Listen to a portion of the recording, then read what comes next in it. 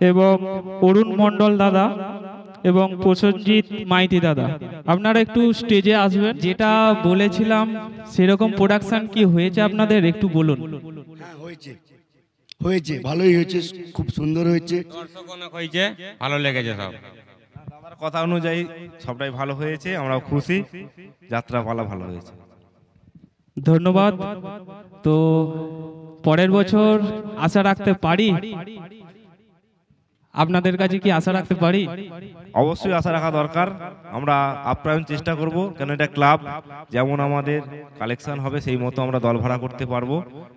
সেই জন্যে যদি দল ভাড়া করি আপনার সঙ্গে যোগাযোগ করব। অবশ্যই। সর্বোপরি আপনাদের পুজো সম্বন্ধে দু চার কথার মধ্যে বলুন এবং তারপরে আমরা শেষ করে দেব। আমরা খুব গ্রাম বাংলার লোক, এই পুজো সম্বন্ধে বলতে গেলে এবছর আমাদের এখানে বন্যা হয়েছে, সেই জন্য মানুষের আর্থিক অবস্থার সংকট আছে।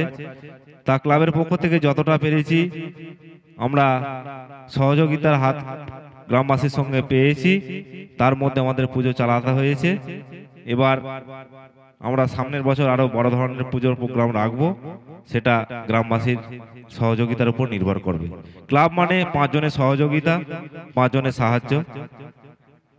ধামলা গ্রাম, এটা রামমোহন 1 নম্বর পঞ্চায়েতের ধামলা গ্রামের অন্তর্গত এই অনুষ্ঠানটা আরম্ভ করেছি। ধামলা উত্তরপাড়া কালীমাতা সেবক সংঘের পরিচালনায় অনুষ্ঠানটা করলাম, সমস্তটাই মানুষের সহযোগিতায়। এখানে কারো ব্যক্তিগত ব্যাপার নেই, মানুষের সহযোগিতাতেই আমরা অনুষ্ঠানটা করতে পেরেছি।